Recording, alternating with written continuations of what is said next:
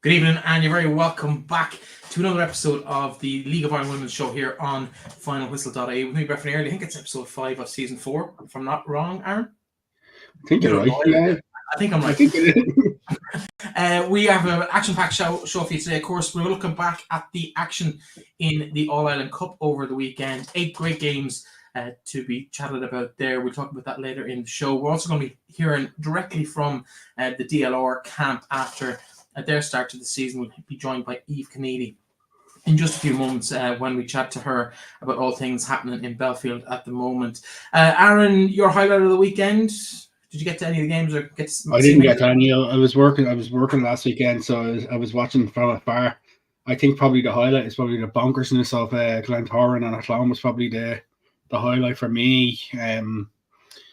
I want to speak about Treaty later, more positive news in Treaty in terms of what they've done. But yeah, I think probably Athlone's results, considering just the nature of the way it was probably the biggest standout for me the weekend. Yeah, and of course a lot of tight games over the weekend, which means it's pretty much action all, or it's everyone's still involved in the hunt really for those semi-final spots or quarter-final spots later in the year. So we're interested to see how that all pans out. We might as well just jump straight into our guest then. Delighted to join Eve Kedi of DLR Waves. Eve, you're very, very welcome to the show. Thanks for having me on, guys. The pleasure is all ours. Let's talk maybe about last weekend. Defeat to Crusaders. What's the mood in the camp and how much did you know about them coming in? Like, what's the mood after the game? We were very disappointed after the game. We had the lion's share of possession, 17 shots and no goals. So it's tough, but it was a good performance. So that's a positive to take. We worked really hard. So hopefully the results will start coming soon. In terms of them, it's sort of a bit of a role reversal last year because you played them as well in the All-Ireland Cup last year and got a result of them. Was there much of a difference between them and yourself compared to last year? I wasn't with DLR actually last year when they played them, but I had watched it and I think they have a good few new players in this year. Few new wingers, I think. So they were strong, but I think we were disappointed with the results. Of course, you mentioned you worked with DLR last year. It's been a bit of a journey for you over the last 12 to 18 months from the academy at Peamount into Athlone last year, making your full debut in the league, and now with DLR Waves. What has that been like for you, kind of the moving through the grades and having to kind of maybe move sideways to get ahead over the last year or so? Yeah, it's been good. Peamount Academy is great. We had a great team. Our under-19s team, we were together for 2 years with Alban as our coach. We were quite successful, won the cup. We had a great bunch of players, most of which are in the league, the senior league now, so it's a great sign. Then the senior team in Peamount was great. So in order to get some game time, felt I needed to move. So yeah, went to Athlone.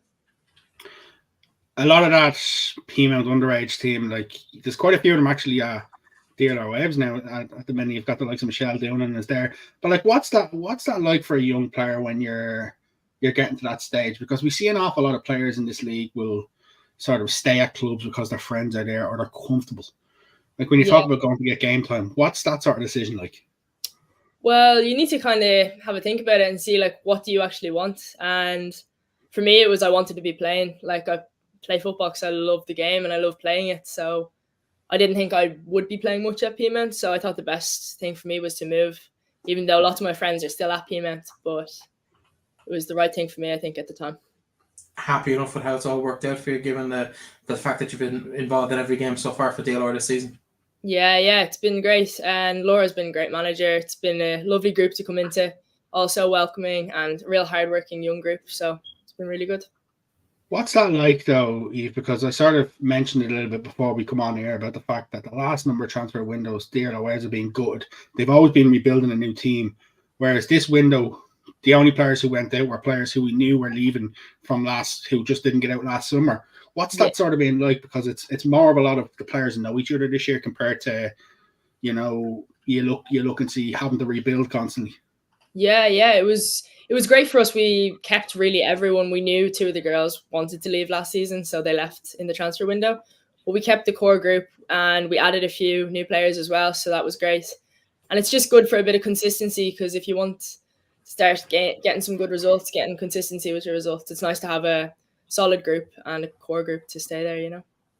Obviously in college at the moment as well. What are you studying? What's the plan in that respect? I'm studying biomedical science at the moment, so busy outside of football, but yeah, I'm enjoying it. Combining the two, playing a bit of college football as well. What's that? Yeah, I'm actually not playing college commitment? football at the moment. No, don't have enough time. Not enough hours in the day for everything. I was about to say, how do some of the players who do it, like, when you look on at some of the others who are doing all that, like, how does a player sort of, in this league, especially with the commitments that are now there, how do you multitask that sort of education? Because there's a lot more required to the education now than maybe with the demands that have been in the league in previous years. Yeah, it's tough. Like, it's a big commitment to go pretty much straight from college every day to training 3 times a week. Then you have matches at the weekend. Trying to get time to study as well on top of that, it's a bit tough, but it's just about balancing everything and choosing the right things in the right moment, I suppose. As someone who coached Trinity in the past, I'm gutted to hear you're not playing college football, but you listen, you can't have everything. It is a tough balancing act to keep everything going. What are the tricks that you have, I suppose, to expand on what you just said, answer to Aaron, but what are the tricks that you have to kind of fit all that in and still have something that resembles a family life and a social life? It's kind of just using your time to as good as you can. Like, my commute, I live in Maynooth, so my commute to college is an hour. So if I can get a bit of college work done on the train in the morning and going out to DLR in the evening, that's 2 hours study that I did on the train instead of having to spend 2 hours in the library in the evening, and I can go training then. So it's just using those little bits of time as good as you can. So you're literally going Maynooth, Trinity, then the other way out to DLR and UCD and back in. Like, yeah. People don't realise the commitments that's required to play this sort of level of National League. Yeah, there's a lot of travel, but if you love it, you're going to do it, and you don't really notice it then. Any issues coming in with, like, coming from Trinity going to UCD? Does anything in the back of the mind, nothing like spontaneously combusts or anything like that? No, the Lewis can be packed, but it's grand. You just kind of deal with it, used to it at this point. Let's talk on the field. Okay, results haven't gone the way we would have wanted this season in terms of the All-Ireland Cup and the game against Treaty. But that result against Shamrock Rovers on the first day of the season was a bit of an eye-opener to a lot of people in terms of DLR have huffed and puffed in the last year about getting these sort of results and just come up short. How much growing has the squad done with pre-season since last season, and how much more growing can you do over the next, say, six months? Yeah, I think we had a brilliant pre-season. We've all worked so hard on and off the pitch. We've really come together as a group this year. I feel like there's a great bond with us all, and even with the management, there's a great respect between everyone. And I feel like everyone underestimated us going into that Rovers game. We were seeing things all over social media saying, like, oh, Rovers will beat them comfortable 4-0. Did Aaron say that? Sounds like something he'd say. No, I definitely said Sligo would lose the Shells 4-0. I'll hold my hands up to that one. Yeah, so we just used that as motivation. We knew we had put in a good pre-season, and it was a shock. Like, everyone else was shocked by the result, but we actually came off the pitch a bit disappointed not to have taken the 3 points that day. We had really worked really hard on the pitch, so it was good to see that our pre-season had paid off. But we need to start getting more results now as well, and to add to our great performances. It's a very young squad out in Belfield at the moment. What's it like being in a dressing room like that where, yeah, you have some senior players, but for the most part, they're all in and around your age group?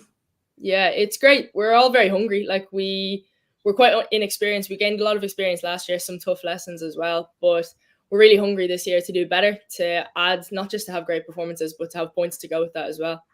So I think it's a good environment to be in. If I could say to you, you have to look back and give the Eve of 6 months ago or 8 months ago advice when you were taking some of them lessons, what would be the biggest lesson you've taken from some of them results last year? Because I know the one in particular that stands out for me for DLR is the loss to Shells in the league, where it was probably one of them games that they should have got something from. Yeah, I think it was, you have to just keep going. Like, sometimes results don't go your way, but you just have to take it in your stride and keep working hard. We had a good few results last year where we had a few 2-1s, 1-0s, and they're really tough to take, especially when you put in a great shift on the pitch. But it's just about keeping going, pushing on, and the results will come once there's a bit of consistency with performances. Yeah, I suppose looking at the weekend, getting beaten in the first round of the Cup doesn't help your chances of getting out of that group, but although it is still mathematically possible, is that a target? Like, have DLR set a target of getting to that quarterfinal stage in the Avenir Sports Cup, or is primary focus on the league? I think our primary focus really is the Cup, the FAI Cup and the league. We want to go on a good run in the Cup if possible. We were unlucky last year. Our game against Shells in the Cup, 2-1, they got a goal in the 80th minute, and we were very unlucky because we had played really well in that game. So I think our goal this year is a good run in the Cup and hopefully be very competitive in every game. That's something Laura always says to us. We want to be competitive. We want to be a tough side to beat, and just hopefully push up the table a bit from last year as well. You've talked about keep going, and Laura mentioned an awful lot last year about small margins. How do you close them small margins to, say, the likes of not necessarily look at the teams at the very top of the league, say the teams in and around the Wexfords, Galways? How do you sort of close the gap to them to get to that next level? Well, this year we're training an extra day, so we're working a bit harder, and it's also about getting a bit of consistency with the group and just having a comfortable environment. Last year was a bit like they had a change of manager, lots of players leaving, lots of players coming. This year it's quite calm. We all know each other this year, and it's just a good environment this year to get working hard, and everyone's working for each other, which is a huge thing. You've mentioned Laura a few times. Of course, she's the only female head coach in the league. Does that enter into your consideration when you're agreeing to come back for another season or to move to the club in the first place? Does the fact that it's a woman in charge of the dressing room, in charge of the club, make any difference in your decision to do that? No, not really. Like, she's a brilliant manager. I don't think it matters if she's a woman or a man.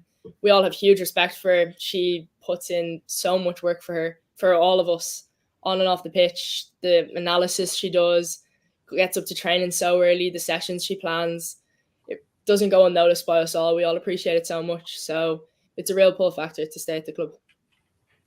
When you say the likes of things like that, when you look at, say, there's no denying this, and it's not being disrespectful to DLR. DLR probably the smallest budget in the league, the smallest things in the league.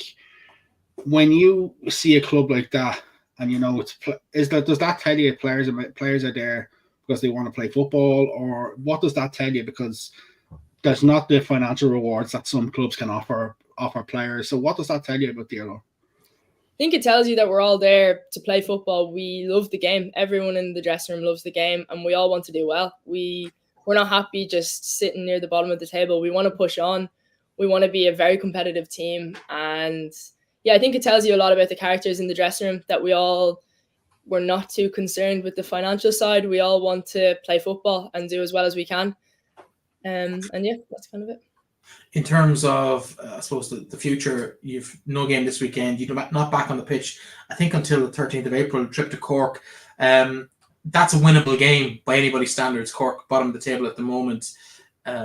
Is that a target? Kind of get the season up and running with the first win down in Turner's Cross?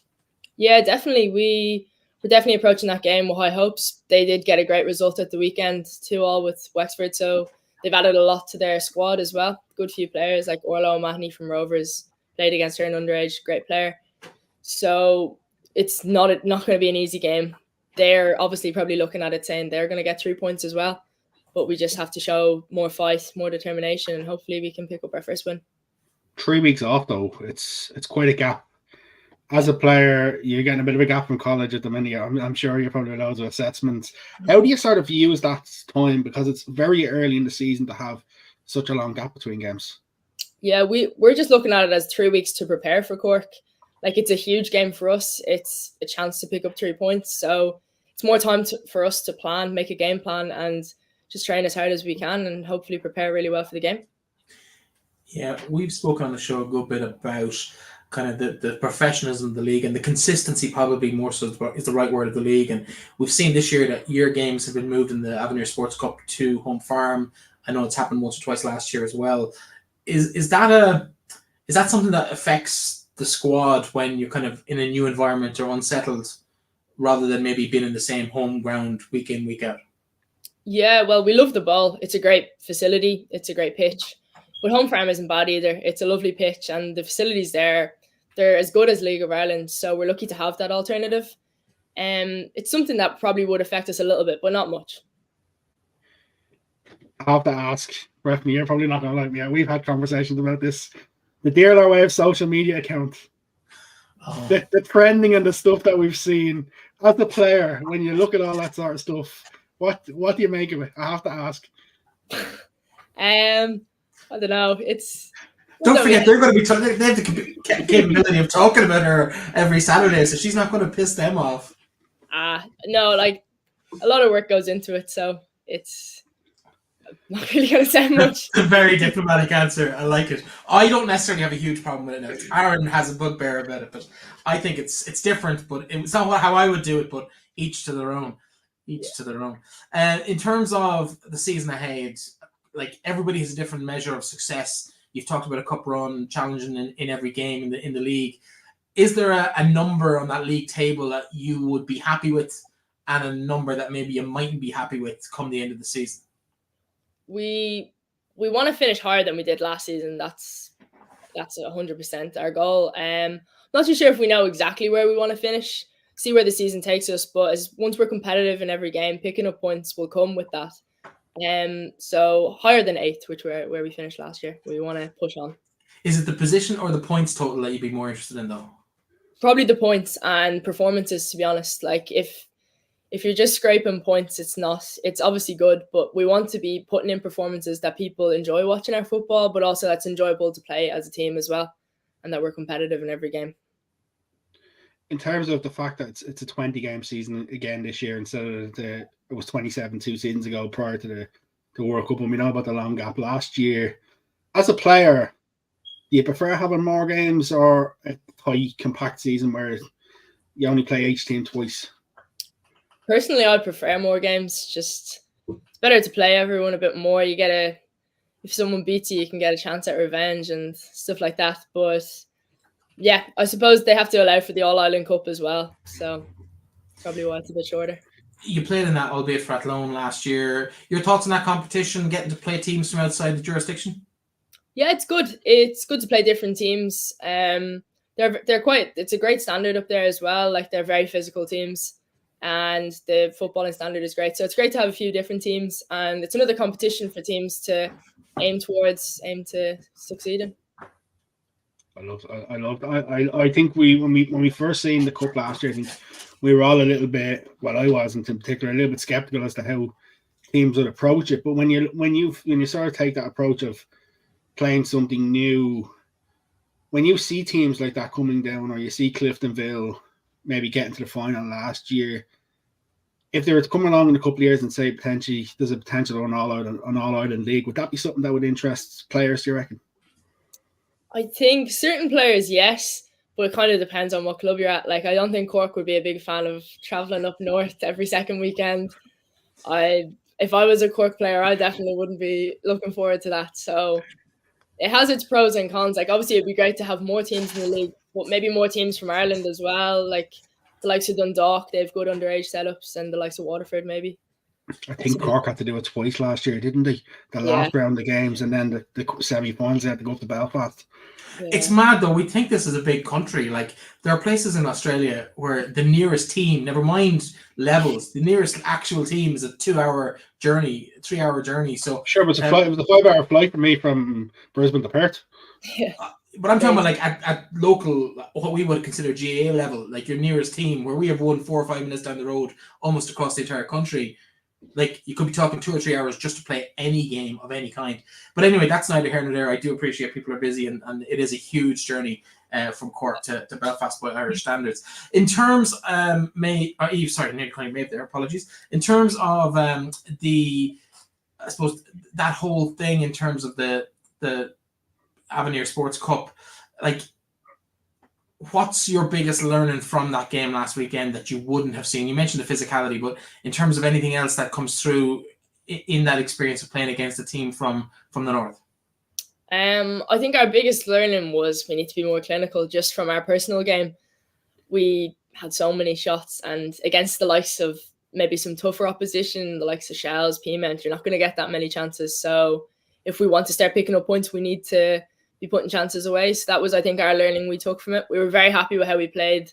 Our possession football was quite good, which teams probably wouldn't have said we're too good at. Like, teams often associate us with going long often, but our passing was super at the weekend, great patterns of play as well. So I think our learning is just to be more clinical from that.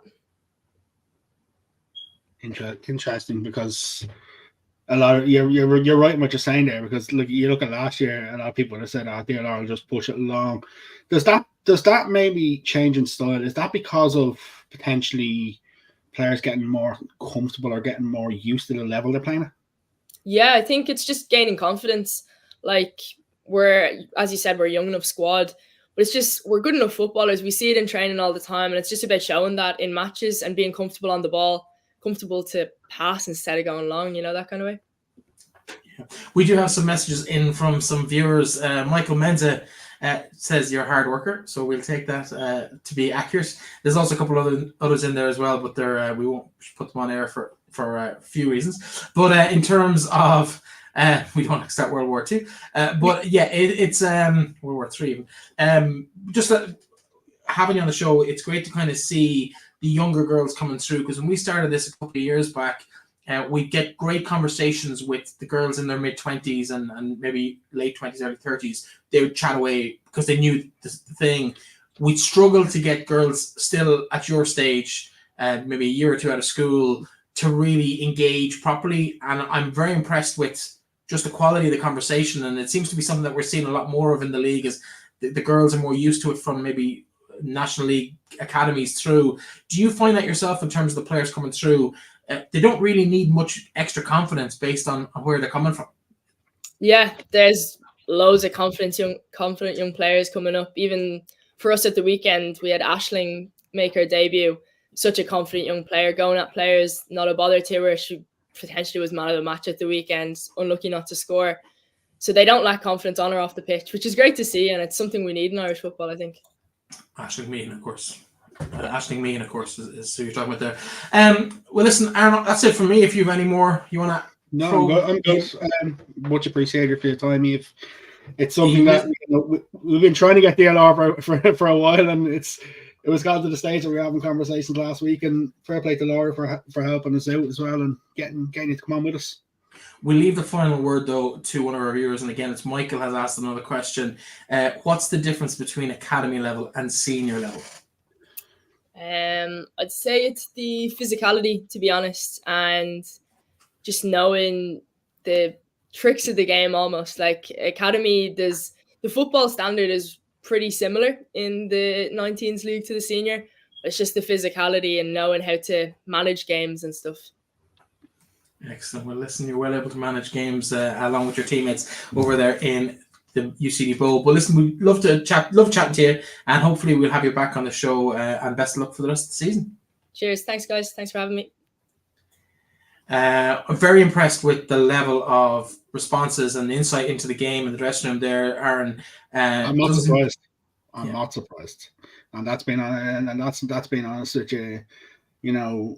Eve, someone I've followed on social media for a while, and like, you even see it with her performances when she was with the likes of Athlone. It's a highly intelligent person, and then when you see that studying biomedicine, it's no real surprise either. And I think a player like that has got a lot of hard work and grit about her. Like, I think for many years we'll be talking about the likes of Eve for many years to come. And yes, we always talk about the up and coming big player who makes the big splash, but it's the likes of Eve Kedi over the next couple of years who'll be the backbone of the National League. Absolutely. Well, let's talk more about some of the teams around the weekend. Plenty of action. 8 games, all played in the All-Ireland Cup at the weekend. Some cracking games. Maybe let's start with the Glentoran Athlone one. You touched on it briefly at the top of the show. Just randomness all over the place. Bonkers is the best way to describe it. Absolute bonkers. Athlone go a couple down, and then sort of it just changes all over. Like, when you sort of think, considering Glentoran be one of the stronger teams in that league, when Athlone do go down, you might thinking, okay, they're probably not going to get back into it. Like if you look at the Athlone team itself, there was some changes as well, but it's just a show. It's a show of the way Kildare just wants to play football. That they don't care. They'll back themselves to go and score goals in these sort of games, and we've seen that in previous years, the way they can go and score quick goals. And got a feel for Glentoran a little bit, especially when they run into Athlone and just decide to turn on the burners a little bit. In terms of the other game played on Sunday, two of them, Bows, a big win over Lisburn ladies, 4-0 in the end. They've got to be happy with that. Yeah, some things in that one that, if you're looking back on the game from a Lisburn point of view, you probably won't be too happy with.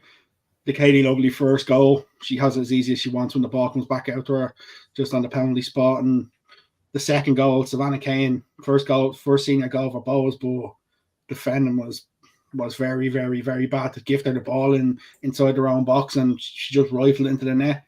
The third goal, I feel sorry for the keeper. It took the wicket deflection, went through her legs, and it was a good run by and then with the last goal, how does Alana McAvoy have that much space is the question I would ask. It was a lovely ball from Maura Fitzpatrick, but how McAvoy has that much space for the header, and she's not going to miss with about 10 yards of free space. She probably could have taken it down and side footing it into the net if she wanted. Comfortable win for Bows. Not too surprising because Lisburn would be one of the weaker of the 4 teams from up north, but both done the job and done what they have to do. Yeah, Lisburn, I think, only in there because of the removal of Science Swifts. So wouldn't expect huge things from them at this level, but they'll be disappointed, as you say. Cliftonville then, finalists, of course, last year, beaten 1-0 by Galway in that final in the showgrounds last year. They hosted Shells. This is a game that maybe neither side would be particularly happy with. 1-1 draw. Well, if you look at the Shells' point of view, I'd say Owen Wernby would be content. He made quite a lot of changes. He gave a lot of players some game time. He didn't really go with his first 11. I don't know if you've seen the video. I've seen it as Rebecca Cray put it up on social media yesterday of Pearl Slattery making a clearance. The shot was rifled at her from about 15, 20 yards away, stood right in the front of it, and looked as though it was one of them sort of games. But listen, from a Shells viewpoint, the All-Ireland Cup is not necessarily for them. I really think the All-Ireland Cup for them is going to be about giving that squad a bit of a rotation, giving that squad a bit of game time. Their focus is going to be trying to get that league title back, and off the back of that win against Peamount. I wasn't surprised to see Owen Wirren make a couple of changes. Cliftonville will probably be disappointed not to have got the 3 points in the game and started off with a win, but it's not a bad result for either side, I don't think, in the end. Yeah, 5 more games played over Saturday afternoon and evening. Let's take them in chronological order. We've already touched on the DLR game with Eve, so we'll jump straight to Treaty Shamrock Rovers. We've been impressed by Treaty. You talked about not being 100% nailed on as to whether it was a flash in the pan or something that could really show continuous growth. Where are you sitting on that now? 1-1 draw at home to Shamrock Rovers. To be honest with you, I'll be out straight. I'm still not 100% sold, right? However, I'm a lot more convinced that I definitely don't think they will be in the bottom 3 this year. 100% they will not be in the bottom 3 this year. How high they can go, I still don't know how high they can go. And that's being honest with you. If you'd ask me how high, I don't know. Was it a lovely goal from Erin Van Dolder, who's starting to make a little bit of a reputation for herself in this league? Yes, absolutely. A nice finish into the bottom corner. The goal that Shamrock Rovers scored on O'Gorman, I don't really think Anne-Marie Uliak could have done very much. It was well placed, going over her head. I think from a Treaty viewpoint, Treaty be definitely the happier of the two sides coming away with a point there. The fact that the sides play again in the league this week, that's what's really intriguing for me is that can Treaty back that performance up? I'm going to go out on a limb and say I wouldn't be surprised if Treaty do get something again, and that's the nature of the way Treaty have sort of started. I think a little bit of momentum, if they can build up that extra bit of momentum going into that international break. Like if you look at from a Treaty viewpoint, if they get a draw against Shamrock Rovers and Tala on Saturday, that'll be what, a win and 2 draws from their opening 3 games, 1 in the All-Ireland Cup, 2 in the league. That's a dream start for them, and like. The more you look, the more you see the buzz. You see the girls who've come in from abroad. They're all in the Markets Field watching the lads. It's all over social media. It's just a buzz around the place. And I think there's no doubt that the girls are going to feed off of what's happening in the club in terms of the atmosphere, the feel-good factor. It goes back to what Dominic Foley said to us about breaking that cycle of people not wanting to sign. Like, if Treaty go and finish, say, 6th in the league this year, I think they break that ceiling an awful lot in terms of players saying no. And I think that's more important for me from a Treaty viewpoint than how high they can finish in the league. There's no doubt about it that they've improved. And I think the next couple of weeks, we're going to see an awful lot more from them.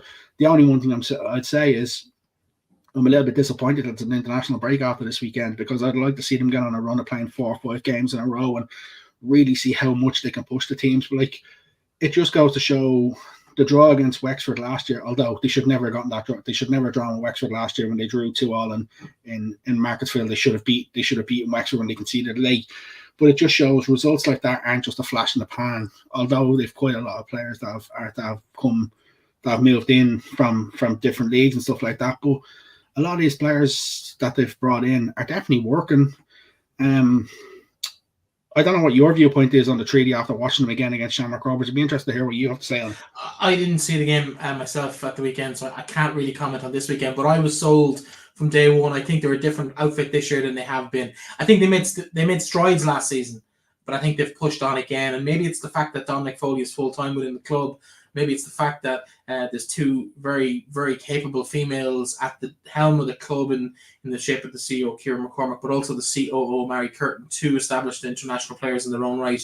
And the women seem to be getting a level playing field that maybe, and with all the respect to all the other teams in the league, I don't think any other club has really, maybe Athlone, to be fair, have pushed the women to the same extent as the men. Like, Bows have definitely put a lot of work in, but have they put in as much as they put to the men? Arguably no. Same with Shamrock Rovers. And probably the same with Sligo Rovers as well in terms of budgets for those 3. So I think it'd be interesting to see. I think Treaty, if they can keep it going, if they can break that kind of hold on that bottom 3 spot and really push into a competitive spot in the league table, it will do exactly what you've said. And it will allow players to go, okay, now Treaty are competitive. I don't need to travel an hour or 2 up the road to play. I can play at home. And I think that's going to be massive for them in the medium term. Mm. Let's talk Shamrock Rovers. Okay. 3 draws in a row. It's not been the start that Colin O'Neill would have wanted. They've only scored, 2 goals in them 3 games as well. Not really being where they would have seen themselves. Sorry, they've scored 4 goals in 3 games. 3 goals. 3 goals in 3 games. They have 2 goals in the league table. Yeah, and then it scores 2. And yes, sorry, yeah, 2 goals. We got 4. Yeah. So it's not great. It's not great. I think now I'm going to say this. I think Amanda Budden's substitution at half time last week was pre-planned. I had someone tweet me from within Treaty saying that as soon as half time went, Summer Lawless was out. So was that a plan? Just give Amanda 45 minutes. She's only back first game after her injury. Sort of ease her back in. Isn't that what the Avenir Sports Cup is kind of there to facilitate in some respects? Yeah, but if she hasn't played since November, and how ready is she? That's the other question: is how ready is she actually going to be? Whereas if she starts this week, she plays 90, and then she becomes back in as regular. I don't know if you've seen the Shamrock Rovers announcement on social media last week that they had an Avenir Sports, an All Ireland Cup special jersey. I did. I saw that. Yeah, they weren't able to wear it because it clashed with Treaty. It's disappointing, but it's the sort of thing that, if you're going to announce it, make sure you confirm you can wear it in the first game. I do think Colin O'Neill's under a bit of pressure with the fact that they haven't picked up a win in any of them 3 games yet. If they were to drop points against Treaty, you're looking at the first 3 league games they played. They haven't won a game yet. It becomes a bit of a tough one, because I don't know. I would argue that they haven't dropped points to a potential league title challenger, maybe with the exception of Wexford, but that was only a draw. But based on Wexford's results, but is that not worse? It is to some extent, but you can recover in a 6-pointer against a Shells or a Peamount or Bohemians or whoever might be in Athlone, whoever might be in that. I'm going to tell you Shamrock Rovers' next 2 league games after this weekend. Okay. Shelburne and Peamount. Yeah, well, they're must wins for them now. So I think that's. Yeah, they're both must-win games at this stage, and if they drop points against Treaty, it's a bigger spiral going into them games. Whereas you'd expect that when they play Shells after the international break, Shells will be well wound up. Although they have a difficult game themselves this weekend, I just think is the Rovers squad probably lacking a little bit of quality this year? I think so. They're probably going to be heavily reliant on LOIWomen this year, a lot more than they probably were last year. And as much as Anya can do it, you'd like to see them have someone else. Joy Ralph probably needs to score 10, 15 league goals from this season if they're to be anywhere in and around that top 3 this year. And at the minute, they're not giving me the signs that they're going to make that top 3, unfortunately. Have Shamrock Rovers signed names rather than potential? Like we talk about the likes of DLR with Eve there, where we're talking about a really good bunch of under-19s a year or two out of that level. Shamrock Rovers have an awful lot more girls in their late 20s, maybe even 30s at this stage. Do you need to have that core of youngsters coming through? I think they relied and thought that their academy was going to make up the gap between the senior and the team. But then you got to look at the likes of Maria Reynolds, missed an awful lot of football last year. Jamie Thompson was good at the start of last year and sort of fizzled out when teams sort of started to nearly bully her in games and sort of stand on her toes. Like it's a difficult one because you definitely need them names to get the starter.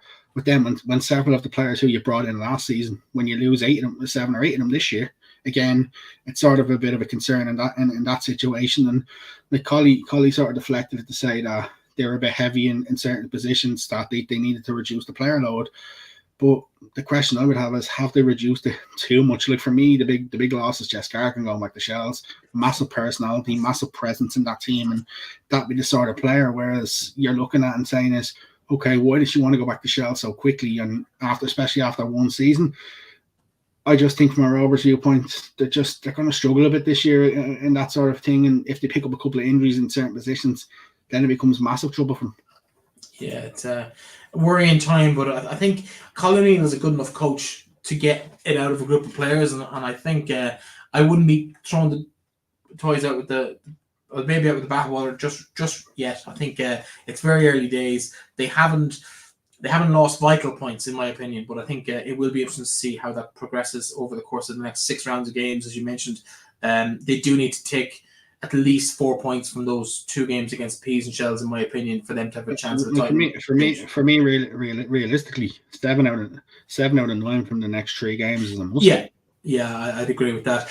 Let's look at Peamount that we've just mentioned. Peamount, of course, they had a 2-2 draw on Saturday. They were at home to Linfield. Again, another cross-border. I don't know if you've seen any of this. No, I didn't. Right, I want to give out from the start. Okay. Kerry Holloway's first goal for Linfield when she equalises. Yeah. LOI TV missed it. Cameras on the halfway line. Was it the automatic camera? Yeah. Oh, well then. It's the most frustrating thing ever when the camera's on the halfway line and the player's breaking through on goal.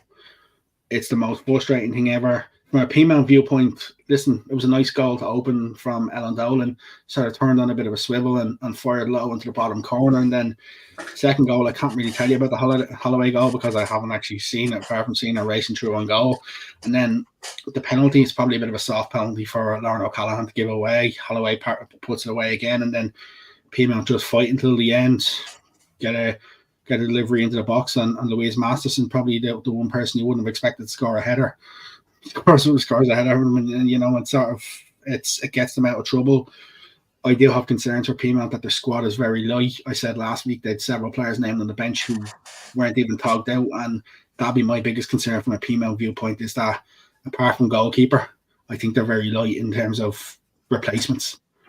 Yeah, the 3 Neves in goals, they should be fairly comfortable. At least the defenders know what name to shout, no matter who's in goals for them. In terms of Peamount going forward, is that something that we're going to see a bit more of as the cost of these teams and the cost of these squads gets more established and teams are looking maybe to streamline? Is there a happy medium there between the cost of carrying extra players in your squad versus maybe just having extra options on match day? Yeah, there's especially when you're a club who's fighting to save finances to stay in a league like this.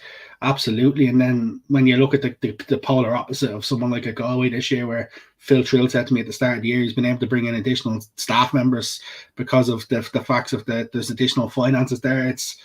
it's difficult for these so-called smaller financial clubs, although Peamount will be one of the bigger clubs in terms of names. Like it's what we sort of said on the show last year about it's hard for them to compete with these bigger teams, and they're going to have to work harder to get more sponsors in, to get more people to come on board, to get more people to be willing to sort of give them that extra finances to allow them to do these sort of things. And to be honest with you, like with a 20-game season, you probably get away with it a little bit more than you probably would in a 27, 28-game season. So that's where I wouldn't be at all surprised to see the likes of the Avenir Cup with James making changes.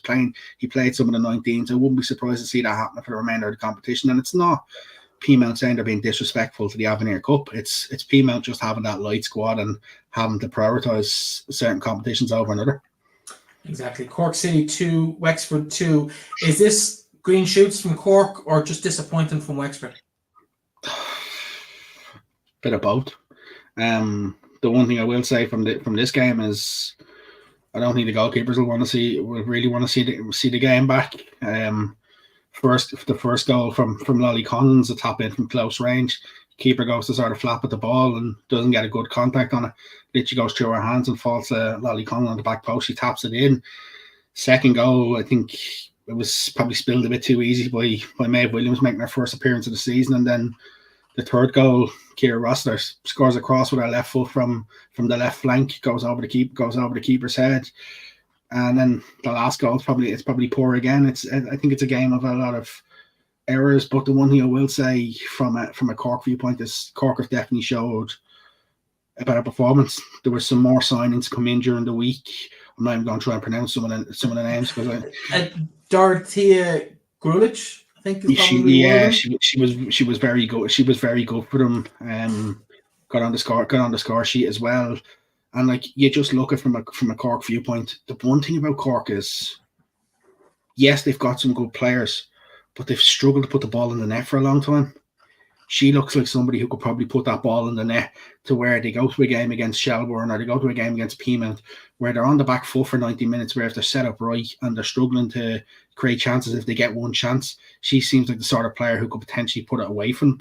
That's probably what they have needed. From a Wexford viewpoint, it's still been a really, really slow start to the season. They haven't won yet. They lost the balls in the opening day of the season. Then they had the draw last week with Shamrock Rovers, and then the draw with Cork in the All-Ireland Cup. It's a strange one because it's like Treaty, there's so much good going on within Wexford FC with the merger, with what's happening off the field. Unlike Treaty, they just haven't necessarily clicked on the field yet. And let's talk about goalkeeper for a minute in Wexford, because they've consistently, I think that's probably the backbone of Wexford over the last maybe decade or so is the quality and the quantity of the goalkeepers that are available to them. But this year they seem to have definitely 3 girls, if not 4, who would be looking to be that number one keeper. They've rotated the goalkeeper the whole way through. Maeve has had it before. Nicole Nix and Claudia and Keenan have started games the previous season. Nicole Nix started 1 this year. So they've played 3 games. They've started 3 different goalkeepers. So they started Nicole Nix in the opening day of the season. They started Claudia and Keenan. They started Jane Merrin against Shamrock Rovers, and they started Maeve Williams against Cork. But the interesting thing even about that, Breifne, is the fact that Jane Merrin isn't on the bench. Jane Merrin is playing for the 19s the next day. Like, they're just sort of mixing and matching. And to me, is it a club focusing on sorry to interrupt you, but is it the club focusing on having the strongest 19s as well and really focusing on the academy? Because I don't know for a fact because I don't know the girls personally, but I'm guessing they're not happy to just be the 19s keeper. These girls came in to play in the first team. Now, it's great for competition, but is it good for morale within those group of girls? You have to think when Nicole Nix come to the club from Treaty, I think she was under 17 at the time. Keenan come in, I think she was the 17th keeper, but she's a little bit older than Nix. And then Jane Merrin obviously coming in from Shamrock Rovers this off-season. Like, when you see that sign 3, I'm not going to lie, I probably thought Maeve Williams may not be coming back when they'd signed 3 because they only really announced Maeve very late. And when you look at that, you're sort of thinking, okay, you have 4 keepers. Granted, you can play some overage players in the under-19s league, but means you're going to either have two keepers on the bench at every National League game, every League of Ireland game, or else you're going to have two keepers on the bench, a keeper on the bench for the 19s. And like, how do you find that happy balance? Like we seen a couple of years ago, and no disrespect to Nisha McAloon and Neve Burke, but that had a massive impact on Peamount losing the title a couple of years ago when they were rotating week in, week out. Like the players nearly knew going to training, I'm not playing this weekend, Nisha's playing, or Nemo would have known, and then Nisha vice versa, I'm not playing this weekend, I know Nemo's playing.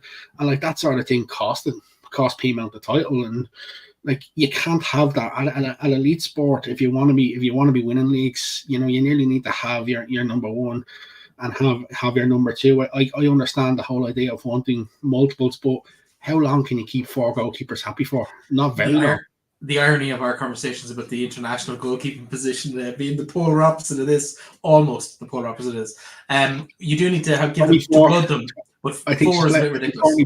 Courtney Brosnan's played 24 internationals on the bounce. The last time a goalkeeper played in goal was the Pinatar Cup, February 2022. Yeah, it's against Russia as well. Let's move on to the last game of the weekend that was played. Galway United, of course, the holders, back to the scene of the crime, or the scene of the victory, probably, to be fair to them. This time, double that score, 2-0, the gap between the host Sligo Rovers and themselves. Rola Olausa, I probably butchered that name as well, apologies. 2 good goals from her. She took them very well when they came her way. She's starting to get this little reputation for herself, Breifne, as someone who knows how to find the back of the net at this level. And the one thing we've spoken on this show for the last year and a half is if a team can get an out-and-out goal scorer, they'd be dangerous. And we don't have many in the league. Like you look at last year, I think Dana won the Golden Boot with 13 goals. 12, 13, you know, that's not a lot. And she scored a couple on the last day of the season to pip on O'Gorman. And like when you look at that, like gone a couple of years ago where we used to have the likes of Rihanna Jarrett scoring a goal a game. So even go back a little bit further, Sarah Lawler and Stephanie Roach, I think got 1 year between them, got 50 odd goals between the two of them. And then you'd also got Anya O'Gorman and that. So like I think from a Galway viewpoint, they found someone who can put the ball in the back of the net. A comfortable enough win for Galway. I wasn't too surprised to see it. There's no doubt about it that Phil Trill is going to take this competition so serious this year after winning last year. He'll want to defend that. He won't want anybody else having the name on the trophy. I have to ask this question. Have you seen Galway social media in the last couple of days? No, I've been locked up. Jessica Berlin had a match day. They done like a part 1. I think there's a part 2 of like a match day vlog. Come to Sligo with us. I thought it was really good, and like you look at the content that they've been putting out last year as well, where they've had them filming in and around the huddles and filming little bits of content. I think a lot of things that Galway are doing right now are doing really positive. They're getting results on the pitch and off the field as well. And like, listen, I know I said it's probably going to be a year too early for Galway, but if they can get someone who's going to score 15, 20 goals in the season, that'll put them right there or thereabouts. That's probably what they missed last year, and it's another step in the right direction for them. For Sligo, having played Shells and got a draw and then had a boy, it's a bit of a disruption going in. You're going literally playing one off one, playing one. It's sort of a bit of hard to get consistency. I'd be more interested to see how Sligo get on this weekend rather than how Sligo got on last weekend against Treaty against Galway, because the two sides play each other again this weekend. So I'll be more intrigued to see how they go on this weekend. Yeah, doing the quick maths now. Arola has about a goal every 100 minutes for Galway, which is impressive. Like and she's a goal per start. She's only started 4 games in the league for Galway, 1 in the Avenir Cup, and she's got 7 goals in those 5 games starts. Now most of her appearances are as sub, but still it's impressive. It's littering up, and then you add in Jenna Slattery. We haven't really talked about Julianne Russell that much, only a little bit. Lindsay McKee, for me, the silent assassin, who's just getting better and better every year. Like when you look at it from a Galway viewpoint, they've got a very, very good squad. I think from a Sligo viewpoint, Tommy Ewell will obviously be disappointed losing 2-0, but I think that we'll see an awful lot more from Sligo this week as to where they probably are at this stage. Absolutely. Let's take a quick look at the Avenir Sports Cup draws. Let's get rid of the results at the bottom of the table. And we have Bohemians top of Group A from Linfield and Peamount on a single point. Lisburn with that defeat at the weekend, bottom of the table. In Group B, Cork City, Wexford, Cliftonville and Shells all level on a single point. That's probably going to be the toughest group to get out of from this point, given how they've started. In Group C, Crusaders top of the table, Shamrock Rovers and Treaty United level in joint second place in that group, while Athlone Town and Galway lead the way from Sligo Rovers and Glentoran over the weekend. I have to ask the question. Go on. When the third round of fixtures are over, is your knockout stage going to guess the quarterfinalists? Because you seemed to guess them last year for, I think it was the FAI Cup, and got them spot on, even though you're only guessing. No, I'm not going to take the chance this time. That was lucky. I took a guess and I got lucky on it last year. But obviously we have fixtures in that, but they're not till the 20th of April. It's much more spaced out this year, around a month rather than 3 consecutive weeks back to back. Again, it's filling a gap of the World Cup last year, but this could become a nice tournament that a team can kind of build a bit of momentum and look forward to, and kind of keep that morale going in the squad or in the dressing room with a good run in this particular competition as well. More so maybe than the FAI Cup, where it's one defeat and you're out. One and you're done. 100%. And by the way, we both missed something last week. TG Car announced that they're going to show the final live. So that's another little extra incentive to have TG Car getting into back it and show the final, and it shows that not just the FAI, it shows that the broadcasters taking the competition serious, and I think that's probably what we need, and we might see a couple more of these games shown next year if the fixtures sort of fit right in the pathway. But I think you're right, and I think if you look at the next round of fixtures in the Avenir Cup, Cork play Shells. If Shells decide that they're going to rotate players again, it could be another opportunity for Cork. If they were to get a win in that, then sort of go on to 4 points and have that opportunity going into the last game to potentially get out of the group. Yeah, the TV coverage of the final must be because of the fantastic commentary pairing of last year. So I'll have to get my agent on to TG Carr to sort something out for this season. But you're right. In terms of the fixtures, let's just take a quick look at those fixtures and wrap up our coverage here of the Avenir Cup. Shells host Cork, Linfield host Bohemians, Shamrock Rovers and DLR Waves, Galway, Glentoran, Wexford, Cliftonville, and then on the Sunday, Lisburn versus Peamount, Crusaders versus Treaty, and Athlone Town versus Sligo Rovers. All those games, of course, the Irish base will be. Can I give out? You can. Athlone versus Sligo at 7 o'clock on a Sunday. I hope they change that. I really hope they change that. Well, it probably suits most of the girls in terms of going to and from college. There's a lot of girls based in both that are in the college and the other, if that makes sense. So it'll be interesting to see how it pans out. But I may have that wrong. It might be the night before, but I think it's a Sunday afternoon. In terms of the actual league action, though, this week we're back with another round of league games. They're underneath you there. What stands out for you in terms of the games this weekend? League leaders, of course, Galway. They host. They travel to Sligo Rovers. They play them on 5 o'clock in the showgrounds. Shells, they're in action against Athlone Town. Yeah, what games comes out at you from those? Peamount, most of them do for different reasons. I think, and I said it earlier in the show, for me, the one that stands out for me, and not because it's the clash that a lot of people respected, but Shamrock Rovers against Treaty, because it's a league game, just to see where Treaty are. That's the one that I'm intrigued about. I sort of haven't made my mind up where I'm going to go to this weekend. I'd like to probably go to Bows and Cork myself this weekend, just because I haven't seen either two teams, just to get out and see two teams that I haven't seen yet. I think if you had to say game of the weekend, it's probably either Athlone Shells or Peamount and Wexford. But like the way Wexford have started, you'd sort of say Peamount are probably hot favourites for.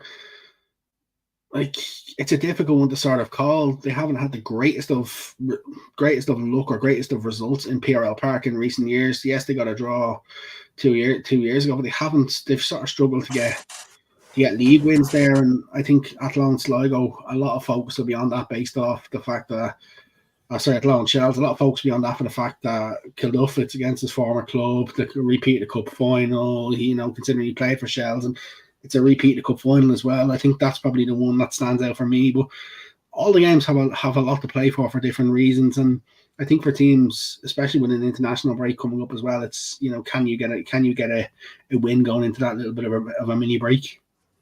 Yeah, for me, I have a big decision to make. Leitrim, of course, in Croke Park on Saturday evening, so it may not be as. I hate to say this. I know we're a soccer podcast, but if you end up at a soccer game on Saturday, I'll be very disappointed. Well, we'll see. Sixth time in the history for Leitrim to make Croke Park, so we'll see how that goes. Do you know what you could do? I could go to Bowes beforehand. You could join me in Bowes at 3:00 on Saturday afternoon, and then scoot down the road to. And if I was really feeling it, I could even hit Athlone for the second half on the way home. Just take a little bit of a detour. Anyway, listen, Aaron, appreciate. Just before we do, there's a couple of things I want to touch on. Oh, of course, Ireland squad's out tomorrow. Ireland squad's out tomorrow. Yeah, it's going to be very interesting to see what she does. I don't think Sinead Farrelly has played since that last squad. I know she had a calf injury. She hasn't played in the NWSL anyway. I don't think she's played in the NWSL, so I wouldn't expect her to be back. I'd expect Denise to be back. I don't think she picks Tara O'Hanlon because Tara hasn't really been involved with Man City since making the move, and she hasn't played since doing a hamstring went on trial for United. It'll be very interesting to see what way that squad lines out. The FAI also announced, or well, they haven't announced, but it's on Ticketmaster that single sale tickets for the England game go on sale tomorrow. I think they probably realise the attendances aren't where they would expect them to be with the dual sales, and they need to do something with little over less than 2 weeks to go till England come to the Aviva, and hopefully people when they get the single game ticket will come along, because it's been 40 odd years since we played England in a women's senior international, and to have them coming to Dublin is a big occasion, but a little bit concerning on ticket sales at the minute for me. A question for you on the squad tomorrow, and it's one we've talked about before, is just when it comes down to selection, we look at so many of our midfielders, Lily Agg, Lucy Quinn, Tyler Toland, and others, Jamie Finn, a few others in there as well, all plying their trade, Roisha Littlejohn, all plying their trade in the championship. And yet, the top of the table team, Crystal Palace, Hayley Nolan, ever present for them this season, she can't get a break at Ireland level. What's going on? Even the fact that she's moved to centre back, I actually find it flabbergasting that she is not in the squad. And like she is in the squad. She's just not getting game time. She wasn't even in the squad the last squad. She wasn't in the last. She was omitted from the last 2 games. And like I tweeted before the squad was announced, being like, it's a prime opportunity to give someone like a Hayley Nolan at centre back game time.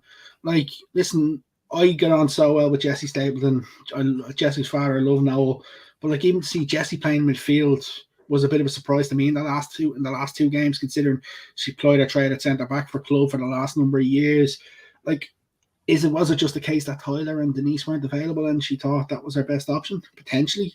What she's going to do, I don't know. But the problem is you can't really start these games against France and England with 2 big defeats. So it'll be very interesting to see what way she does go with them, because there's no doubt they are going to probably have to play quite defensively in both of these 2 opening games.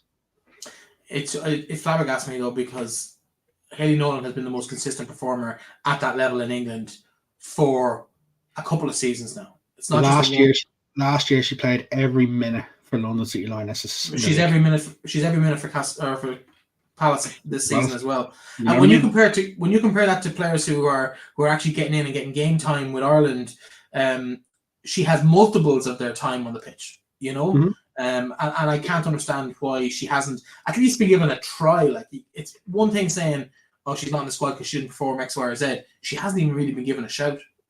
No, like she was in multiple squads in the lead up to the World Cup. She was in and around, and then all of a sudden, you know, doesn't make the World Cup squad. You're sort of thinking, I was a little bit disappointed for not making the World Cup squad. I thought her versatility might have got her in there, and then straight back in when for the new campaign, and then out for the last game. You're sort of thinking, like, it's not injury. It's definitely it's Eileen Gleeson's choice, and unfortunately, sometimes the managers don't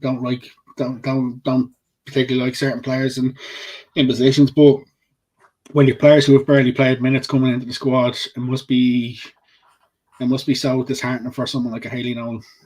Yeah, no, I can't understand it. But listen, we'll find out tomorrow what the situation is there. Hopefully, we'll see her in the squad, and hopefully, we'll see her even getting some game time. I just think the numbers don't lie, and when you're when you're that consistent with a team that's outperforming the clubs that all the Irish girls are at, there has to be something other than it. We've seen it in rugby where certain players, Clean and Maloney, not getting a look in because of maybe an issue between her and the association. I don't know if that's is a thing here with Hayley, but it just needs to get ironed out. We need our best players on the pitch at this level, as we've seen in recent games. We can't afford not to be down players. 100% agree with you. Yeah, you're spot on there. Well, listen, on that negative note, let's look forward to that. Let's look forward to that team announcement tomorrow. Of course, Ireland back in action in the coming weeks, and we'll find out who will be in the green shirt, or at least who'll be in the squad to be in the green shirt in tomorrow. Tickets, of course, as well. You can get them on Ticketmaster for the England game. You reckon it'll be on 10 o'clock tomorrow to go on sale for the general, and just to rub salt into the wound a little bit. This time next week, I'll also be in France. Well, I'm booking my flights for Carrow Road as a Canary. I'm quite happy to see Ireland line out at Carrow Road against England in a couple of weeks, a couple of months, maybe. I think it's July, 12th of July. So I'm looking forward to that away trip. But that is it for the week. We are back again next week. Thank you to Eve Kedi who joined us and gave us great insight into what's happening at DLR. Really positive things coming out there in terms of the youth and the potential of that squad. We'll be back next week. Don't forget, you can catch all of the action on LOI TV over the course of the next, it's all Saturday, I think, this week. But yeah, you can have plenty of action to keep you going all day from Bowes 3 o'clock right through to Athlone, I think, which kicks off around 7:30. So plenty of action. Aaron, another week done and dusted. Back for next week. See you next week.